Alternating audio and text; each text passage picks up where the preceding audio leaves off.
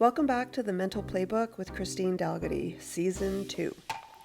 This season, we are expanding the conversation, hearing from mental health experts, professionals from different industries, and people in the sports world about how they take care of their minds, handle challenges, and build the mindset to thrive both on the job and in life. So, grab a coffee, get comfy, tune in, get inspired, and let's dive into some fascinating conversations. Remember, your mind is super powerful, and with the right tools and knowledge, you can master your mental playbook. And while you're doing that, take care of you. Hey everyone, Christine here, and welcome back to another episode of the Mental Playbook with Christine Dalgity. It's June 26th when this is being posted, which is the last Friday of the month again already. Time is flying by. So we're doing another Q&A with Lily, and as always, I don't know what the questions are going to be, but we'll see how personal she makes me get this time. Each episode, she makes me get a little bit more personal. She pushes me outside my comfort zone. All right. Let's do this thing. All right. So segment 1, the warm-up. What's brought you joy this month? My grandchildren. I see them about every week, but I've had them overnight a few times. My grandson's playing t-ball, and last night he was playing ball hockey. And just watching him, he's like turning into a really good little athlete. He's only 5, but he'll be 6 in a couple months. But he's Edie had a dance recital, and she came flying up to me and, "Grandma, look at my pretty costume." She was a little chicken because her ballet routine was the chicken dance. And my daughter-in-law, she used to dance, and she did ballet too. So at the recital, just seeing her up there, like that takes a lot of guts. At 34, getting back up there was 3 women there, and I looked over, and the look on my grandson's face when his mom got up there was like so the pride. Like he just put his hands like this, and he had this like, and Danica was with me, and I was elbowing her, and then I hit Jody's mom on the other side of me to look. It was just like, and then my son too looked very proud. And then at the end of Edie's dance, McKinley said, "Edie, you did such a good job," and gave her a big hug, and then looked down and kissed her on the nose. Oh my God. And I was grabbing my phone taking pictures, and Jody's like, "You make sure I get a copy of that." But as always, they bring me the most joy in my life. And spending time, because with them, I spend more time with my son and my daughter-in-law too. So I think this month, the last couple months, I've really, almost every weekend I've spent with family and friends or friends. And I think that my tribe, that brings me the most joy. Cool. What's something you've been learning lately, either personally or professionally or both?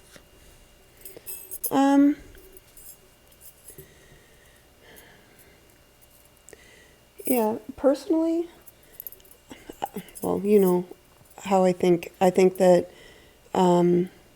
learning wise, I think that we're always learning. I think that the older I get and the more experiences I have in life, I just said this to one of my best friends last night, that I'm kind of at a point in my life where I'm going to put as much effort into you as you put into me, kind of thing, right? And I don't mean like in a selfish way. I just mean that if you're not going to put any effort into the relationship, then I'm not going to put it into you. So I think I'm learning that even more. Doesn't mean that I won't call, but I'm not over functioning. It's like what I say to my new therapist, but therapists all the time, when they feel like, they're stuck or the client's not progressing, don't work harder at your client's mental health than they do. It's the same kind of thing with relationships. And professionally, I don't know if I've learned anything new recently, other than, I don't think I've learned anything new professionally recently. I think, like everything else, it's always learning as well. But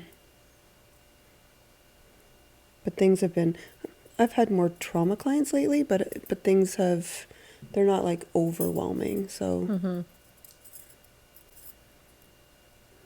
yeah, I think that's it. Okay.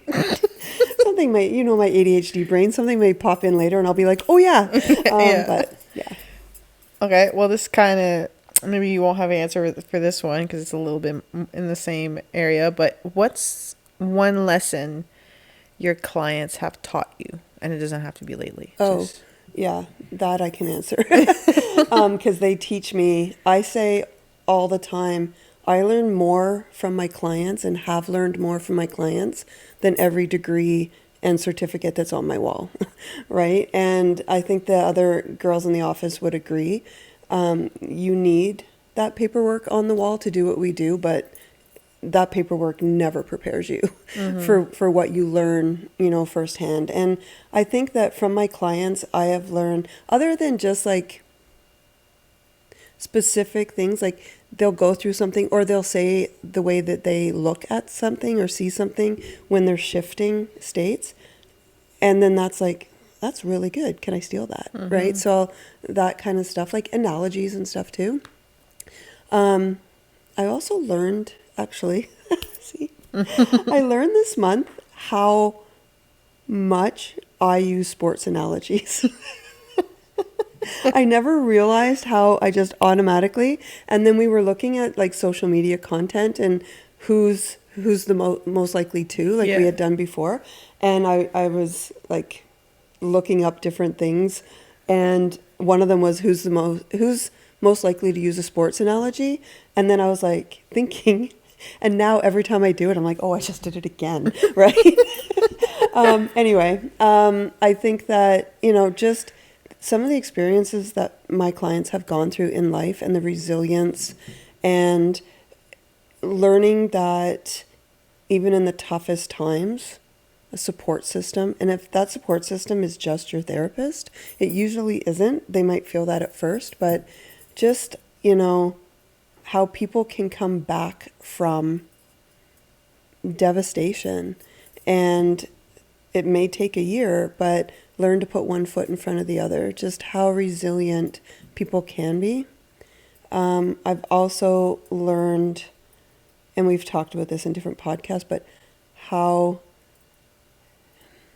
egocentric, I don't want to say narcissistic, but kinda egocentric our society has become with the number of people that come in dealing with people who are so narcissistic or narcissistic tendencies.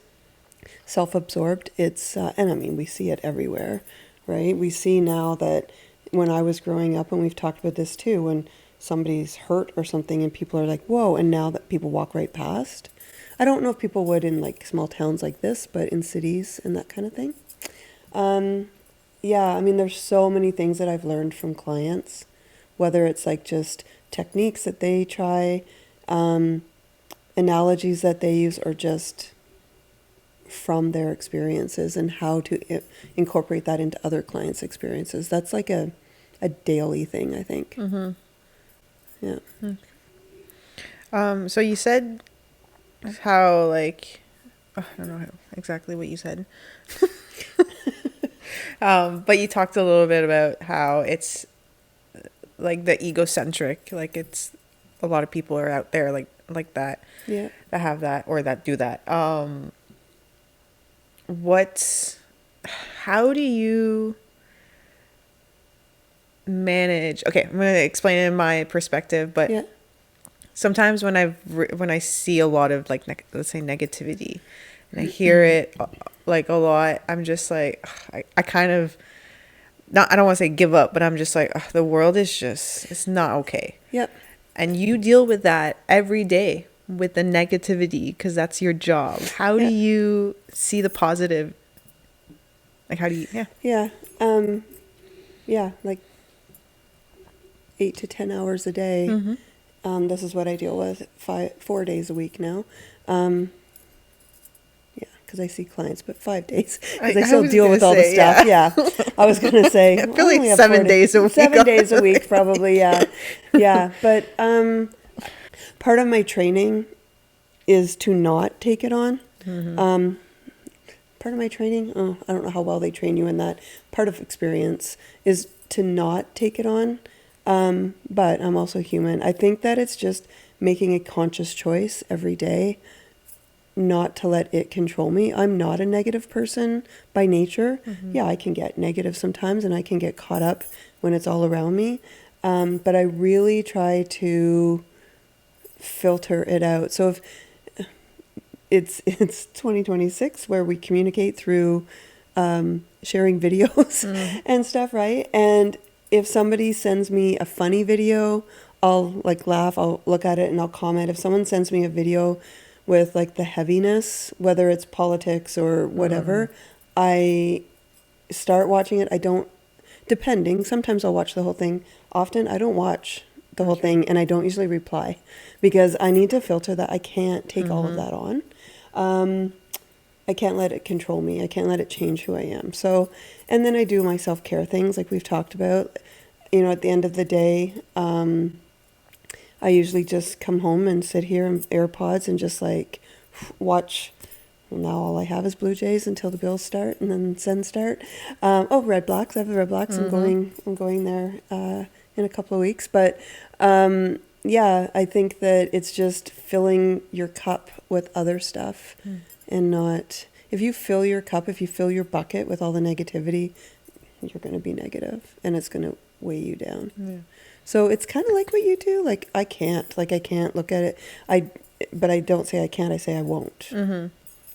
Do you, like, if there's something super positive that happens, does it impact you differently or not really? Like, for example, for me, when somebody, let's say, at a fast food place, go that extra like step to be even nicer, more like they'll try and have a conversation. Sometimes I'm just like, oh, that felt good. Like, we don't see that often. Like, does that happen? I notice that, but that's usually me, right? Okay. Like, I usually make, depends. Sometimes I just want to get in and out and, but often I'll be the one to talk to start up a conversation.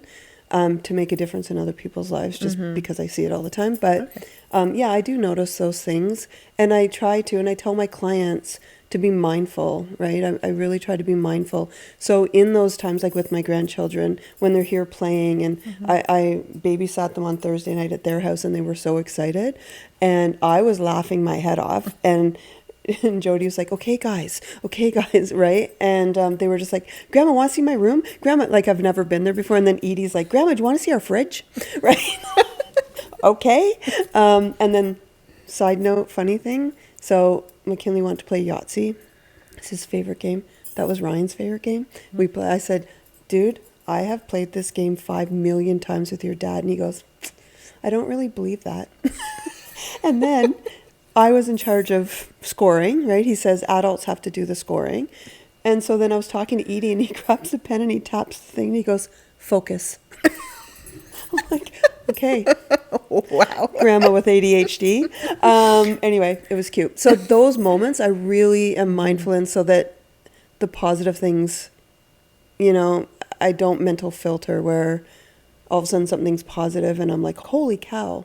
Yeah. That being said, you know, we had a conversation, Ryan and Jody and I, about how when the kids are polite and the kids usually, sometimes they have to be reminded, but they'll say please and thank you. And I remember when Ryan was that age too, so it's not just now, but taking him into a fast food place after summer hockey, and the woman said, what can I get you? And he gave his order and said, please. And then she's like, oh. And then she said, would you like a drink? And he said, orange crush, please. And then she said something else. And he said, no, thank you. And she looks at me and she goes, can I just tell you that is so amazing? And I'm like, no, that's like baseline in the bare minimum in my house for him to say please and thank you. Right. And my grandkids are the same. And Ryan and Jody were saying how often they get commended that their kids are polite. Right. So I think that we have to start looking at that as the norm, like manners and stuff like that. And every time the kids say, like, use their manners, I always say, Oh, do you know how much I love good manners? Like, I love that. And then a sleepover, McKinley asked me if he could have an ice cream sandwich in the morning. Oh, Brian and Jody, don't watch this. McKinley said to me the other night too, he goes, I don't tell mommy and daddy when you let us have treats. I was like, you can tell mommy and daddy, it's okay. It's grandma's house, I'm in charge. But yeah, and so he asked me if he could have one, and he said, please. And then he looks at me and goes, Grandma, I almost didn't say please, but then I remembered you love the good manners. And I was like, well, that's good. That kid is so smart. Yeah. Yeah. So I think that we need to teach our kids that that's the norm and not be surprised when there's positivity in our lives. Why is that a thing though? Like, why is it? Because I feel like that was when I was young also. It's like you say please and thank you. Yeah. Why is it? I think it's just part of everything else in society that has gone, you know, I would hand something to Ryan, and if he didn't say thank you, I'd take it back. Yeah, no, it's... And he'd be going, and I'd be like, they got to a point where I would just look at him, and he'd say thank you, and then he just started doing it. And same with please. The funny part is, and Ryan did this, and my grandkids do it too sometimes, where they won't say please, and I'll say pardon, and then they'll say it louder, pardon, and then they clue in, oh, please. It's not that I can't hear you, right? And so, but they're used to me not being able to hear too with my hearing. But I think that, yeah, I mean, that's gone on to parenting now. But I think that, I think it's sad to me that someone, you know, when somebody starts talking to you or says please and thank you, and that we're so happy about that. I think that's sad. I think that's yeah, the self-centeredness, the self-absorbed society, ego-centric society that we have. That should just, when I was growing up, I also grew up in a very small town where you knew most of the people, but that was the norm. And we go into Toronto and stuff, and I'm talking to people, and a lot of people would just be like straight ahead, not on the street. I don't just like, but if we're somewhere like Blue Jays game, I'm talking to the people next to me, and we go to the Red Blacks game, and I embarrassed the heck out of my sister. But one game, I think Danica was there too, and we had the men behind us and stuff. I had them going, move those sticks. So we were all standing up doing it, and Allison's just like, oh my God, right? So she grew up in a small town too, but we're not the same. Yeah. No. Yeah, she's my sister, but we're not the same. I'm like, I embarrass her a lot. But anyway, I think that should be the norm. Maybe not that stuff, but you know what I mean. Yeah. All right. Last one for warm up. Tell me what you like most about the book, The Body Keeps the Score. What's your... I think that just the whole premise of, you know, I love neuroscience and stuff too, but the whole premise that your body and your brain, I mean, your brain is part of your body, but we separate mental and physical, right? And I think that just the whole premise that your body and your brain are deeply connected. And so, but your brain is a computer, and computers lag sometimes, and they glitch sometimes, and so does your brain. And when you've experienced mental health issues or trauma and that kind of stuff, your brain's glitching. It's lagging. And so we really have to be in tune with our bodies and know that a couple of different things. So one is know that your body is going to respond before the prefrontal cortex, the logical part of your brain, catches up. Because when the nervous system experiences a threat or perceives a threat, the logic part of your brain goes offline. So we have to rely on how our body reacts to these things. And really, I get my clients, whenever you feel an emotion, I want you to stop, and I want you to figure out what's going on in your body, because it's going to come a time that your body's going to react, and you're not logically. So then it's that's your cue to say, okay, wait. I'm feeling anxious, I'm feeling stressed, I'm feeling sad, feeling angry, whatever the body thing is. And the other part of it is the body keeps the score, in the sense that chronic stress and everything, all of those systems are going, right? So your body may break down before your brain slows down. And so I think that I love the whole concept of body keeps the score. And I say it to my client, I've said it here how many times, but I say it to my clients all the time. Body keeps the score. What's your body doing right now? What is that somatic? There's a lot more therapy now geared towards somatic, like EMDR and stuff like that, body sensations. And yeah, I think that just the whole concept that the book offers. Would you recommend it to like your clients? Yeah, I do. Yeah. Yep. Okay. Segment 2, first half. So some of the listeners' questions. All right, number 1.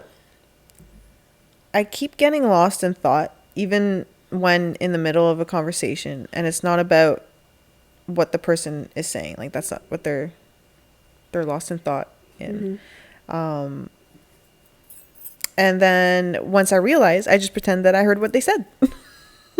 What's happening here? You just described me. And ironically, when you started doing that, my brain started to go off and then I had to bring it back. And then I was laughing to myself as you went on with that. So a lot can be going on. One is ADHD, right? One of the questions on the adult screener for ADHD is basically that you don't hear what people are saying when they're talking to you because you lose focus on what they're saying, even when they're speaking directly to you. So there's that, and that happens to me all the time. The other thing for me is that I have moderate deafness, right? Moderate hearing loss.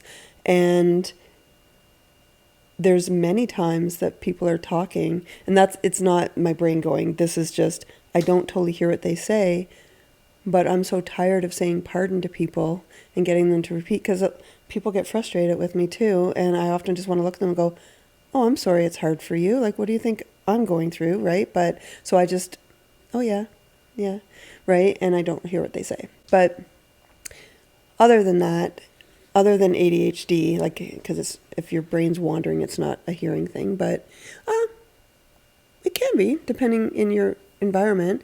Like, I was at a retirement party last night for a friend of mine, and it was really loud, and people were talking, and I, even with my hearing aids in, it's worse, right? And so my brain just goes off, and then they ask me a question. I'm like, sorry, I can't hear you, right? Like, I have no idea what all you people are talking about. So I think that is a thing. But if it's not ADHD, our brains are so full nowadays. We are constantly, like, downtime is such a, not non-existent, but that even when people are talking to us, we're thinking about what we have to do. We're thinking about the next thing. And it can go back to the ego-centric stuff too, in that people are talking to us, but we're thinking about our own things. The other thing that can happen too is that with the ego-centric is that people are sharing with us, and we're thinking about what we can say back, but also about our experience with that to share with them, right? Instead of just listening to what people are saying. So I think there's a number of factors. I think what I do and what I did when you started talking, that was my ADHD. That wasn't that I was, but I think that I recognize it, and then I bring it back, and I look at the person. I have a hard time, and it's not that I have a hard time. Eye contact, even as a therapist, there's a lot of times I'm talking to my client and I'm looking down, and then I look up and they're staring at me. I don't know if it's, I don't know what it is. I used to have eye contact more. I don't know, but now that's all I'm thinking about. me looking down. And I mean, when we were doing the trauma, my trauma, I told you I wouldn't look at you probably. Yeah. And that's something for me, but I don't know why I look away all the time. I've noticed that more in the last, actually, I've noticed that more since my trauma. Oh, really? That was just a light bulb for me. Because I was trying to think of when I started doing that more, and that's Yeah. Well, you've also, I don't know if it has the same thing, if it has anything to do with it, but you say that a lot of people, you can tell what's going on in somebody's life with their eyes. So True maybe story. like it's just like a reflex of like, nope, you're not looking in mine. Absolutely, especially if it was since a trauma, right? Look at you go. Hanging out with me has helped. Your psychological awareness. I like that. Yeah, I think that, see, I'm looking down. I also do, I tell my clients that if I'm processing or I'm thinking when they talk, I look down or I look up. I don't look at them because I can't process when I'm looking at somebody. And maybe part of it is that I can read people so well that I don't want to read things sometimes, right? Yeah. I'm not talking in session because... Yeah. But like just in life, Yeah. maybe I don't want to read it. Because I can look in someone's eyes and know exactly how they're feeling or what they're thinking. So, That's yeah, fair. not like mind reading what they're thinking, but where they're at. Yeah. Okay, so I feel like this person was asking this and was like looking for a deeper answer, let's say. But I feel like your answer is very, like, it's just, you just got to bring it back. It's You not have to like bring a it deep, back. Yeah. like, Yeah, it's not... I mean... not in a, yeah. If they were my client and it was like they shared with me, every time my mom talks to me, my brain goes, well, then that's a dynamic between you and your mom if it's not happening. You know, like, Okay. it can be more specific. On the most part, it's probably because you're overwhelmed. You are egocentric. You have ADHD. You have a hearing issue. You just are thinking about a lot of stuff of what you have to do that we have a very difficult time being mindful nowadays. And so it's about bringing it back. When you bring it back, staring at the person, not like staring, but like looking at the person, being mindful so that, because if I'm looking away, I'm more apt to start wandering than if I'm looking at the person and they can see me looking like, Yeah. you can usually see when someone's dissociating. Yeah. That's the other thing. If there's trauma and stuff, it could be that you're dissociating. Or if it's a difficult conversation, you know, I have clients that every time they speak with a parent that's narcissistic or something, they dissociate because right away their brain goes into threat mode because they're going to be criticized or berated or minimized or fill in the blank, right? That makes sense. So they do dissociate and they don't really hear what the other person's saying. Makes sense. So that's deeper. Yeah. There you go. All right. What do you do when everything feels like too much effort? Like, what do I do, or what should people do? Well, not like you do, just like What should you do? Yes, what should you do? Yeah. When everything feels like too much effort, slow it down and focus on one thing at a time. This is like every single day in practice. It's everything feels like too much effort because we have so much and your brain can't multitask. That's like a computer thing. Your brain's a computer, but the human brain has difficulty multitasking. And so when we have too many things, when our brain gets overwhelmed, it just shuts down. It says, I can't do any of it. And then we get tired and then we just scroll or, you know, and so I always say, make a priority list, first of all, of what needs to get done. Like what is non-negotiable, what is essential, what is, you know, I think we talked about this in one of the podcasts where it's like urgent, important, and not urgent or something like that. I can't remember now. Anyway, you know, like what, and then I get the client to take your week, and I do this myself on Sundays. I go into my notes app and I have each day, and I put in one or two things each day. Instead of, when you look at a list, your brain says, yeah, no, I don't want to put effort into that. Everything is too much. When when I open up Monday and I see I have 2 things to do, it's like, oh, I can get those 2 done. Yeah. And then by the end of the week, you have your list done, usually, unless it's something that you can push off. But if you just have the big list, at the end of the week, you might have 1 or 2 things done. Mm-hmm. Yeah. Right? Yeah. So I think it's just about breaking it down, looking at one thing at a time. What do you need to tackle first? And I think lowering your expectations as well. Another thing I say to clients all the time is, what is one thing you know you will get done? Mm. And then, that one. Or if they say they want to start something and it's like I need to do this 5 times a week, if it's a workout, let's say. And I'll say to them, okay, how many times do you know for sure you can do it? Can you do it 1 time? Yes. Okay, then that's your goal, right? That's what you're going to aim for. If you do 2, 3, 4, or 5, then that's more dopamine. Yeah. It's a bonus. Yeah. But if we say I'm going to do 5 days a week and I do 1, we see ourselves as a failure. If I say I'm going to do 1 day a week and I do 1, we see ourselves as a success. It's still 1 day a week. Yeah. Right? So that can help make us put more effort into it as well. Okay. Good. Why do some people need so much external validation? Low self-esteem, low self-confidence, low self-worth, self-deprecation.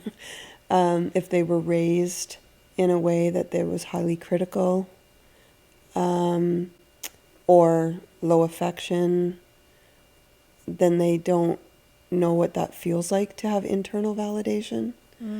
And then all of what I said, low self-worth, self-esteem, self-confidence, self-deprecating. If that is your internal dialogue, if that's your narrative, that you're like, bleh, right? Not a good person or not whatever enough, then you can't find it. You can't find internal validation.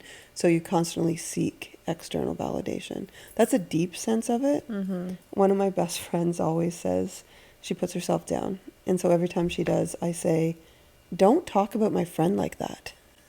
Right? I don't let people diss my friends. And she's talking about herself. Right? I don't let people diss my friends. So don't do it. I won't let you. Mm-hmm. And then one of my friends, we had a group chat, and one of my other closest friends, I have my little tribe. They're all my best friends that I grew up with. And one of the other ones said, oh, I have to go to a wedding tomorrow. I'm not liking my body right now. We're all going through peri and postmenopause, and none of us are really enjoying our bodies right now. And then this friend, Shelly, that I always say this to, she replies back in capital letters, don't talk about my friend that way. And then she said, and then the next one was, I heard that from a very wise lady. And I was like, hey, that's me. I just put my hand up, the emoji with the hand up. Yeah, if that's, so there's that. The other side of it is, again, going back to our ego-centric society and stuff like that, social media and everything. Mm-hmm. Kids are very young now on social media. And that's where they're getting their validation from. Likes, comments, shares, all of that. So that's that external, that's where they're learning it. If they're not getting, like, at home, parents aren't helping them build that internal. Yeah. Yeah. Mm-hmm. So they're learning validation through external means. Mm-hmm. Going back to what you said about the when people are self-deprecating, like saying self-deprecating things, what's happening when somebody keeps talking so badly about themselves, putting themselves down, and then the person will be like, you got to stop doing that. Like, it's not, like, you're not helping yourself. Like, this isn't good. Like, and then they're like, oh, it's all jokes. Like, I'm just joking. Like, what's... It's not joking. No, I know. But, like... A joke is funny. Exactly. I think it depends on the relationship. Like, what should you do, or what is happening with that person? That person, like, why? It's shame. Okay. Yeah, because, no, that was quick for me to say that because there could be something else. It could be shame that they're being called out Yeah. on that. The other thing is they don't want you to stop them. They don't want to talk about it. So if they say it's a joke, then the person's going to say, oh, okay. Unless that friend is me. Because I don't stop at that. Yeah. Right? Like that friend I was talking about, I actually, because she went through a lot with different surgeries and everything. And while like in her early 50s, and so your body's already feeling like it's betraying you. And then she had like hip surgeries and knee surgeries and all of this stuff. And she was in a lot of pain and she was really down on herself. And a lot of her comments were self-deprecating comments. And then when I said, don't talk about my friend that way and everything, then I started sending her every single morning. I think I've said this before on a podcast, but they're pretty vulgar, but it's like, rise and shine, you little, right? And let the world know what you are today and stuff like that. And then I would, she would say something and I would come back with this is what I see. You are an amazing friend. You're always there for your friends. Your grandkids are, I would keep doing that. Or if she said something self-deprecating, I was therapizing her, but I would come back with something, or could it be this, right? And she sent me a text. I think I did that for about 3 months every single day. I either sent her something or like built her up or, and she said, I am trying so hard to be positive now. You've really changed the way I see things. Okay. And she can still get down on herself, but like saying to my other friend, don't talk to my friend that way or about my friend that way and stuff. It's really helped her. So I think that even if your friend says I'm joking, don't take that as a joke. It's either a deflection or it's a deflection, whether it's because they don't want to hear it or because it's a shame-based thing. So just build them up. Point out the things that they do well. Help them with things. Send them these videos, good morning, rise and shine, like stuff like that. Is that answer? Yeah. All right. Last one for this part. My kid doesn't want to play their sport anymore, but we're already signed up. Should I take them out of it or should I push them to end the season? My first thing would be, why don't they want to play anymore? And why are they playing? Sometimes kids are playing sports because the parents love sports and they don't, and they put them in it and they don't want to do it, they don't enjoy it. Then that's on you. Sometimes they're playing, but they want to play, but then, and I think it depends on the age and the level as well. And sometimes the coach is hard on them and it hits them. But I have two minds on this, right? One is the child needs to have some control in what they're feeling. And I think if it was me, I would work with them first on the whys and like really talk to them, because maybe it's something that they don't actually want to quit. They just aren't liking something. And then the other part of me is like, we have to teach kids commitment as well, because again, society and stuff, people quit very easily, whether it's a relationship, a sport, a job, it could be anything that we do, a friendship, it could be anything, school, right? When things start to get hard, we just quit. And so I think that if they've committed to something and they want it to, if you push them into it because you wanted them to and they want to quit, that's on you, right? But if it's that they wanted to and they don't like a kid on the team now or something, well, no, that's commitment. You committed to this. We need to see it through. Yeah. What happens if it's like your kid is not, doesn't love physical activity, and you're trying to get them to move Yeah, there's other things they can do to move, though.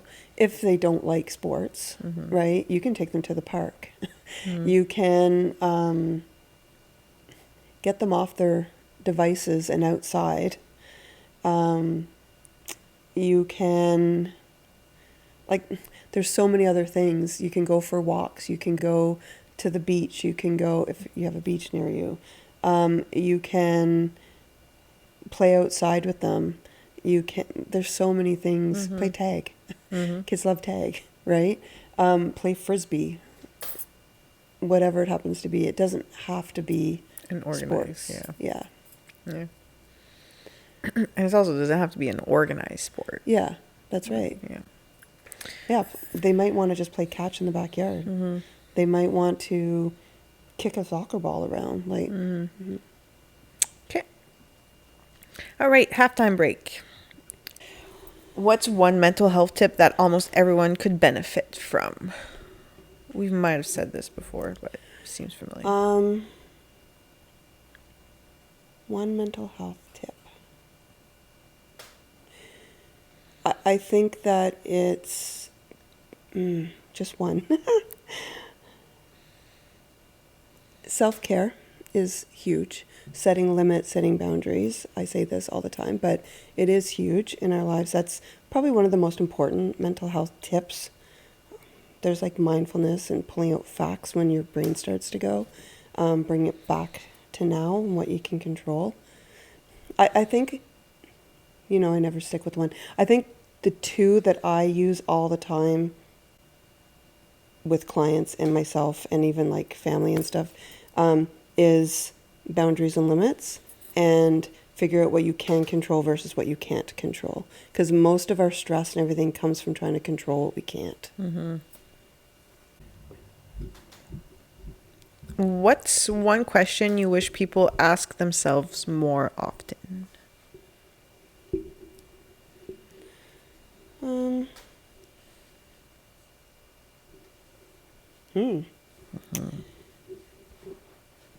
I think that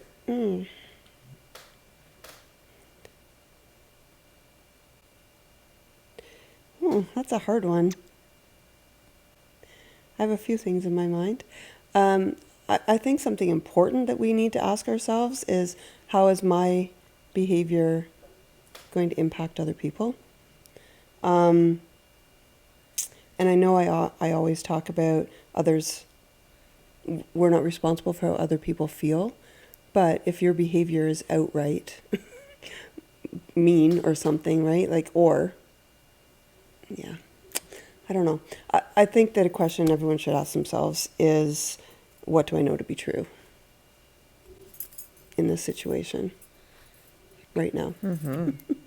Right? Because I think that whether it's people are gossiping, whether it's I don't know how to handle this, whether it's I don't know how people are going to feel about me, whether I said the wrong thing, any of these things.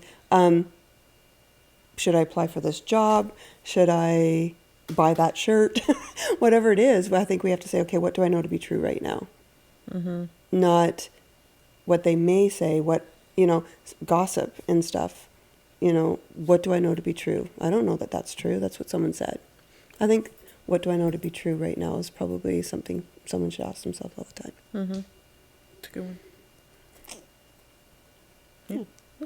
And I think it's also a really good thing to be self-aware in like how your behavior might impact people, or I think, I'm going off a little bit, but I think that something really prevalent right now is a lack of self-awareness, and wondering, like, instead of like blaming other people instead of being accountable, I think is huge right now too. And I think that people will get upset and and say, oh yeah, well they did this and they did that. Okay, but ask yourself why. Ask yourself why they didn't tell you things.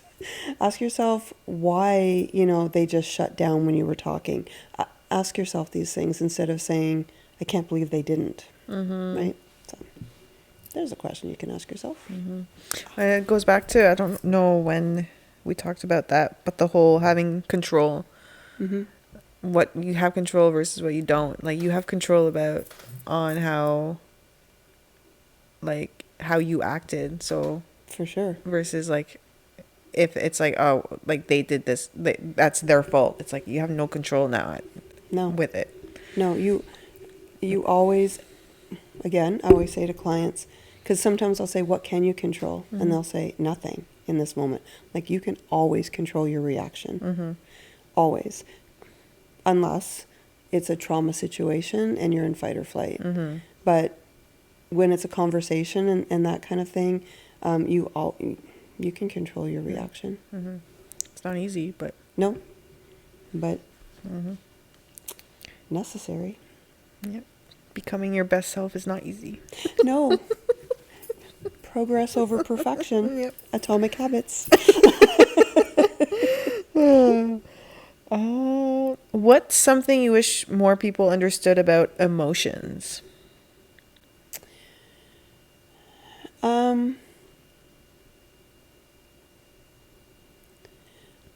That they're normal, that we need all of them, I never use good or bad emotions. I say comfortable or uncomfortable emotions. That they're instinctual responses to stimuli and situations. And this kind of goes back to what I learned from my clients, right? This week, one of my clients was in a situation where he, was really,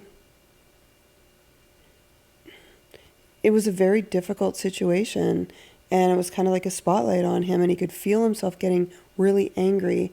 And he said, I just kept pushing it down. I know that's not the right thing to do. And I said, and it really hit me, because as therapists, we always talk about regulating your emotions, expressing your emotions, feeling your emotions. And yeah, that's all well and good.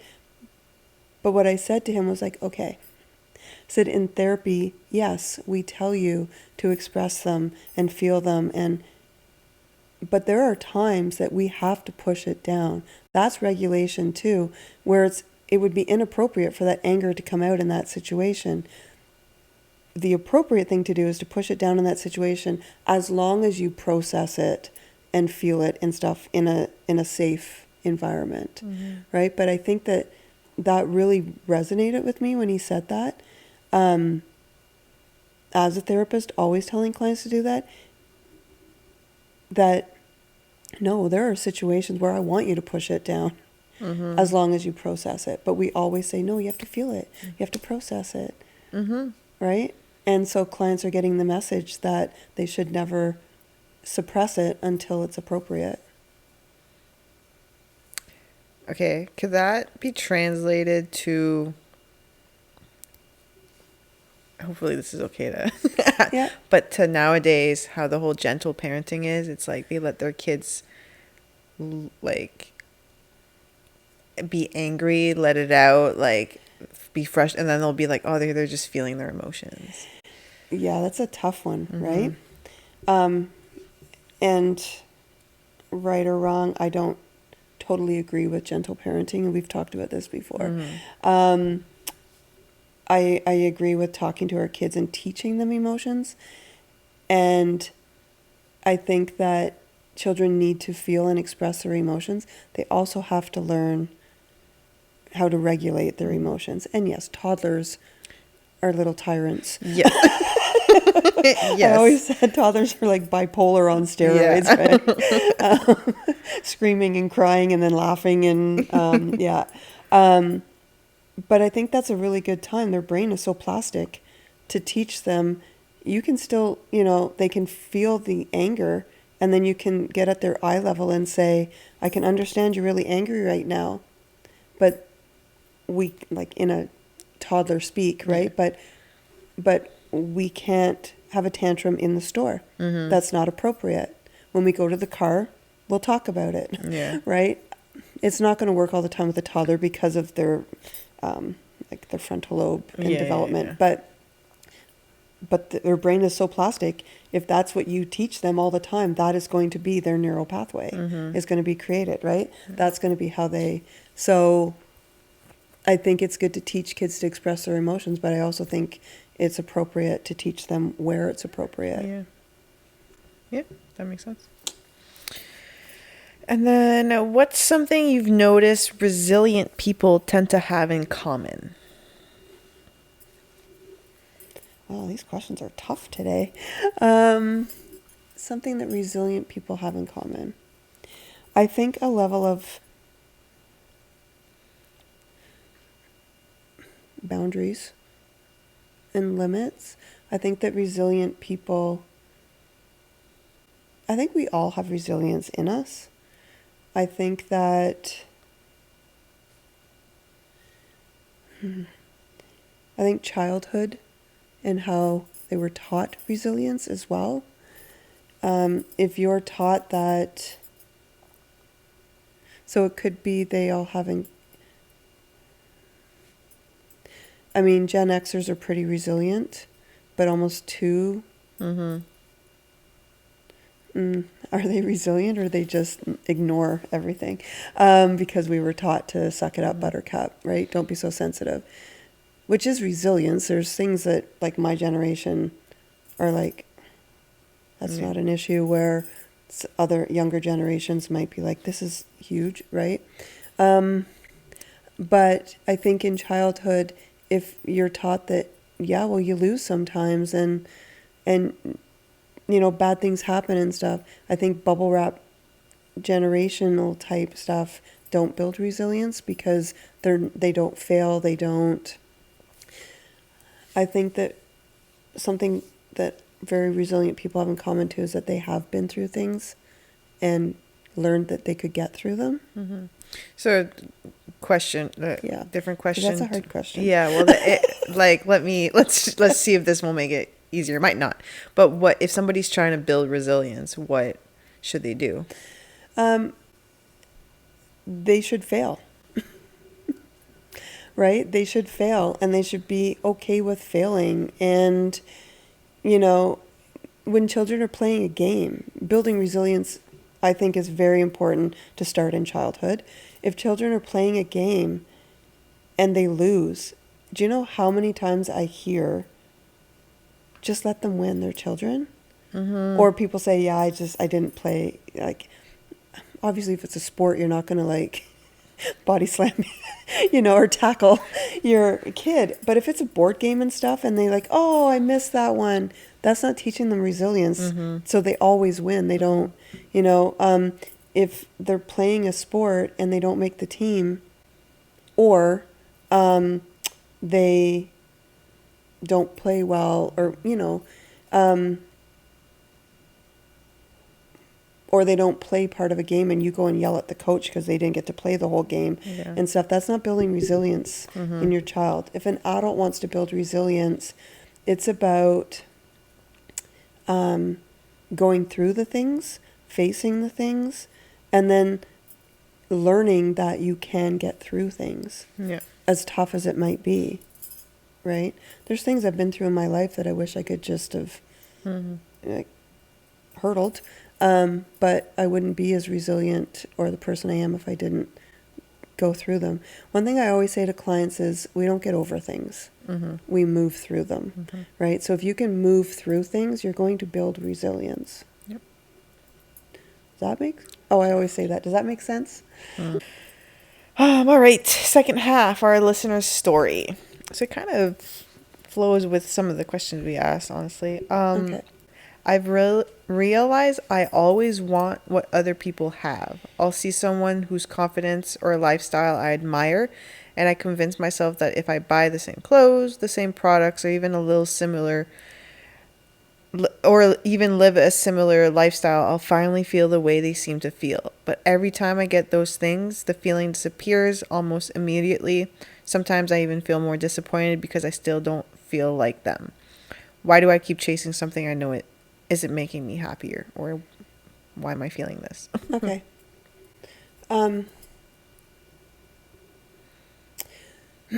What's your favorite type of cake? Vanilla? Vanilla? So if I made a carrot cake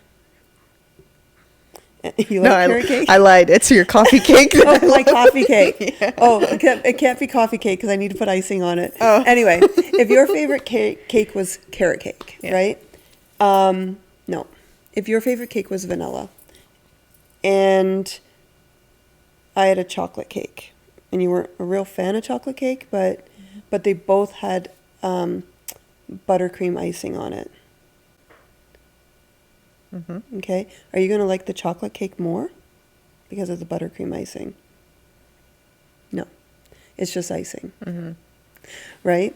And so, Oh, I see what you're saying. Yeah. do you understand what I'm saying? Mm-hmm. So, the cake isn't the same. Yeah. It's just the icing. Mm-hmm. So, you're not the same person as somebody else.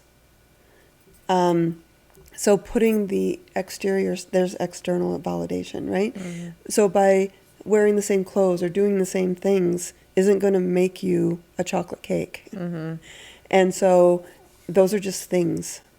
You need to work inside yourself and figure out whether you want to dress up your vanilla or find a different kind of cake. You know what I mean? It's you need to find what you like. You need to find what works for you.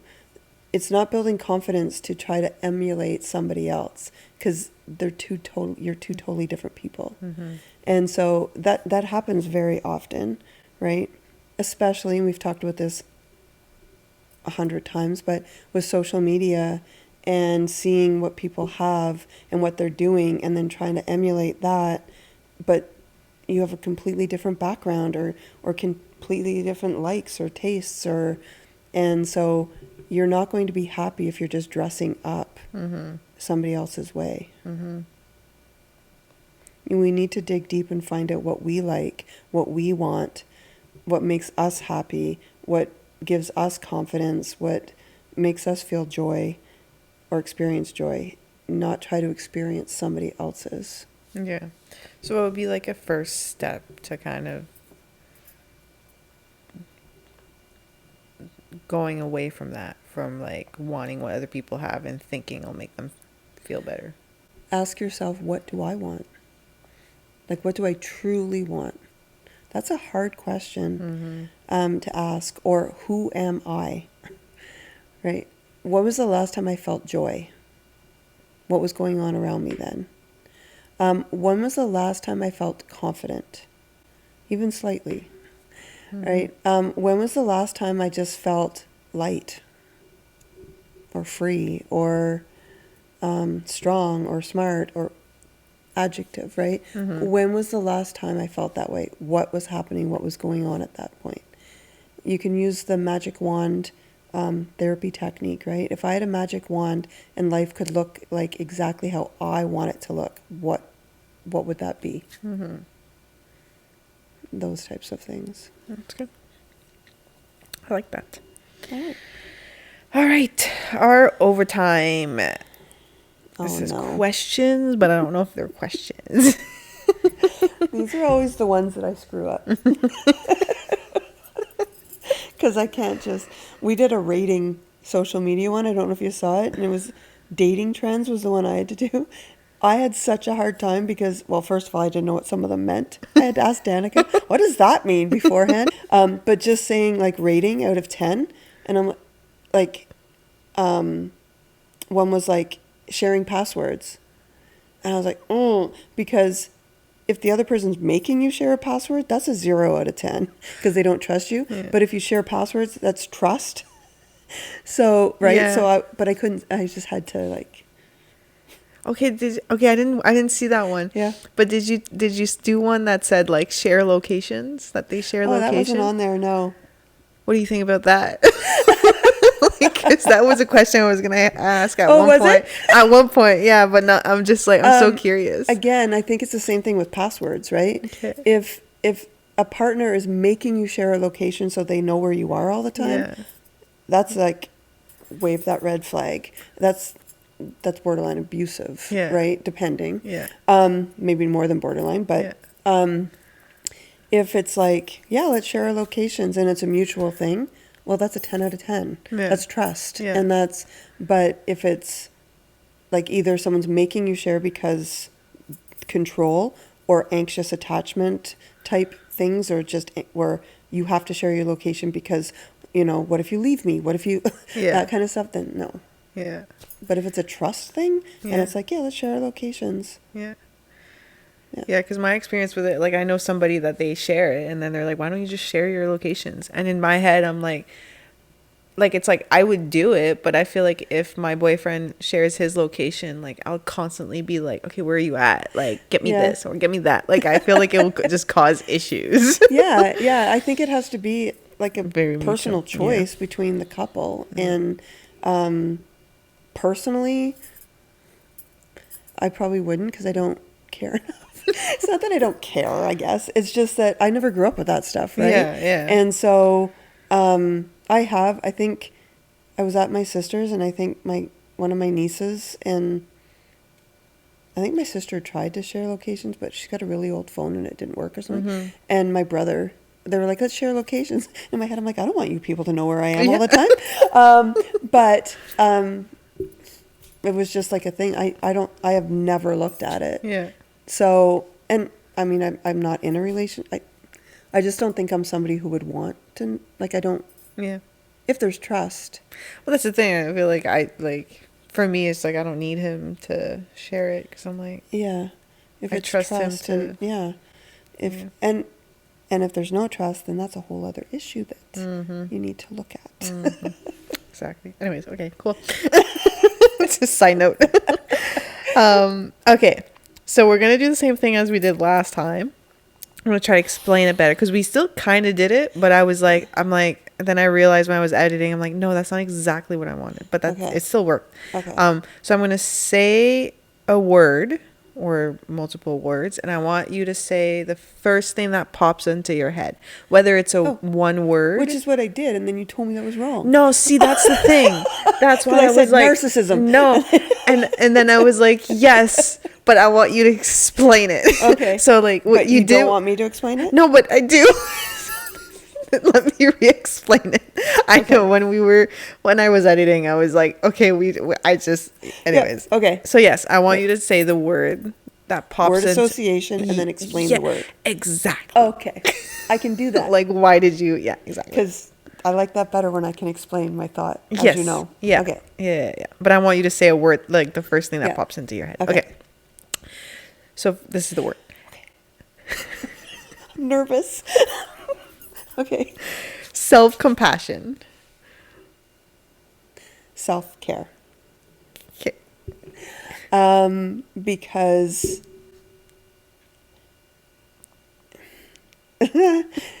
self-compassion is understanding yourself, loving yourself, understanding where you come from in a situation, like where you're coming from, being okay with who you are, being able to talk to yourself in a way that is understanding and not critical. That is a huge part of setting boundaries and everything, and self-care. Okay. All right. I'm getting the nod from Danica over there, so it must have been a good one. Okay. Decision fatigue.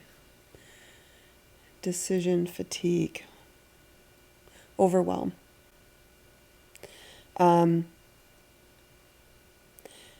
If you are constantly having to make decisions in life, that's overwhelming. I get that sometimes. I'm on my own, so I'm the only one making decisions. I own a business. I'm making decisions for a lot of different people, clients and staff, and business decisions. And honestly, I used to go to my dad. I said in my trauma podcast that it's not that I went to him for everything and like for him to make the decision, but sometimes just trying to, making decisions so much for everything, you just want someone to say, yeah, that's a good idea or not, or give input. So overwhelm. It's overwhelming to have to, you get decision fatigue because you're making so many decisions. It's overwhelming. Okay. Purpose. Purpose? right away I think of dopamine. Nope, sorry, serotonin.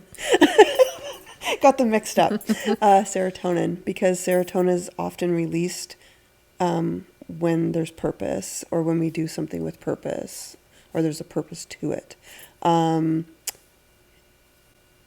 And if serotonin, I mean, dopamine is as well. Dopamine's achievement and purpose, but I think that if, you have an increase in serotonin and dopamine, that's going to be motivating. So, yeah. Yeah. I think purpose, another word would be self-fulfillment too, but I'm only allowed to have one, right? Mm-hmm. Okay, the next ones are a little bit more Oh, no. trending words. Oh, dear. I'm trending old. things. Okay. Hopefully I know the trend. I'm sure you. Okay. Main character energy. Ego-centric. I mean, that's what comes to my mind. And maybe because it's trending, and maybe, like I said, I'm older. I think if you want to be the main character all the time, then you're egocentric. Sometimes you have to be, what do they call that? What's the supporting actor, right? I don't think you have to be the main character all the time. I think that's egocentric. Attention seeking. Maybe I'm wrong. No, but it's interesting that that's what comes up. Like why? Like why does that come up? Like why? Because I feel like you ask maybe somebody that's in their super early 20s, or like right before 20s, they'll be like, yeah, no, that's so important. Like, important. Should I ask Danica? She's Why not? 21. Jeez. What is main character energy? What is it? Like, It's for when your you kind of, generation. like, put yourself first. Like, it's like, this is like my life. I'm gonna like do what's best for me. Like, I'm the main character of my own life, so I'm going to like take the steps to like make it the best I can, sort of thing. So like, Okay. what would be your first? I was like my first like word that I was thinking, I was like, okay, girl boss, and you're like egocentric, and I was like, No, but that's so interesting. Okay, that is interesting, So like, because- why for you does that? Why is it Yeah. ego? Yeah, because Gen Z, right, or 21 years old, it's girl boss, and which, yeah, okay, if you're looking at it that way, not putting yourself before others, but like taking care of you. But my Gen X brain goes to, like, I always tell my clients when they're talking, I visualize things, not like psychic visions, like I visualize.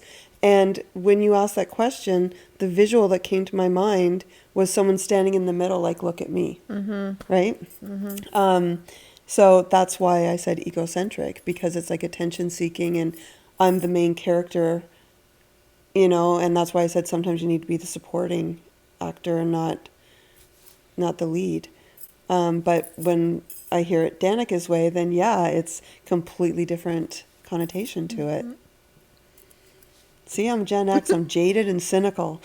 No, but I find it so interesting. Like, that's why I said it, and I was like, Yeah. I'm happy that you put point, because I was like, that's what it's almost like what I wanted. I'm like, what's her first initial Yeah. word? But yeah, anyways. Yeah, girl boss.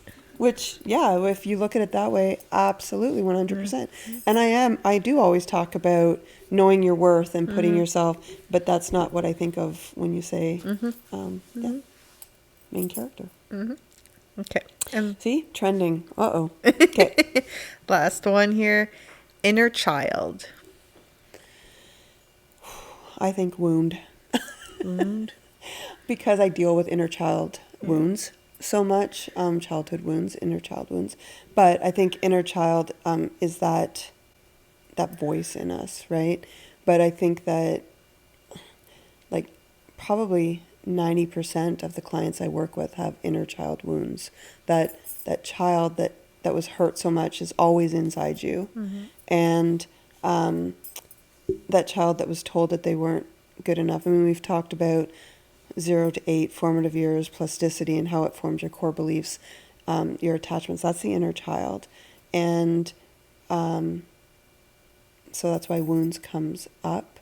I think we have to talk to our inner child all the time and let them know that we're okay, right? But that's what I think of when I think of inner child. Job hazard. Some people might think of it. Let's ask Danica. No, I'm just kidding. She's like, leave me alone. But I feel like that'd be interesting for the inner child too, to know, for somebody that maybe isn't in therapy, like isn't a therapist, like it's like what first thing comes up. Yeah, well, that inner child, your inner child is the child you were, right? That you've grown up, but they're still in there because all of those messages they received are in there. And so I have some clients that I get them to write a letter, which is a common therapy technique, but I get them to write a letter to their inner child and let them know that, yeah, it was really hard, but you know what? You stood up to these people, or, you're a mom now, or you're a dad now, and you don't do that with your kids, and that kind of thing. And I know some people are like, okay, well, that's kind of like weird because it's you, so you know these things. But it's about visualizing that you're talking to your child self. And sometimes I get clients to do it, small child, teenager, 20-year-old, whatever, just keep writing these letters or talking to them and saying, it's all right. You know what? You got through that. And yeah. Good. All right. Well, what's one question you want people to reflect on today, and why should they? Yeah, I think that, all of these, not all of the questions, but a lot of the questions really play into the question I want people to reflect on. And I say it in therapy all the time. When people are self-deprecating or they're putting themselves down a lot, not only is it don't talk, like when it's my friends, I say don't talk to my friend that way, but I'll often turn it around on them and I'll say, okay, if that was your child that was talking about themselves like that or going through that, what would you say to them? Often they're like, oh, that's not playing fair, right? Don't use my child. I'm like, that's why I'm using your child. So my question is, when you're going through something, or if you are self-deprecating, anything that's really hard, if it was somebody you love, how would you talk to them? It goes to that self-compassion too, right? How would you talk to them in the same situation? That's how you should talk to you. But ask yourself, how would you talk to them in that situation? Perfect. Okay. Yep. All right. So that's a wrap for our Q&A. We will see you again. Our next one's going to be another short one that we're going to do. And yeah, so think about some of those questions. Some of those were kind of hard, put me on the spot. And look, I just learned something else. I learned what main character energy is, and the difference between a Gen Xer and a Gen Zer looking at it. And until we see you next week, take care of you. That's it for today's episode of the Mental Playbook with Christine Dalgity. Remember, the work doesn't end when the episode does. Thank you so much for watching and for being part of these conversations. If you're enjoying the podcast, please like, subscribe, and leave a comment below. It helps us grow and reach more people who might need this too. And don't forget, take care of you.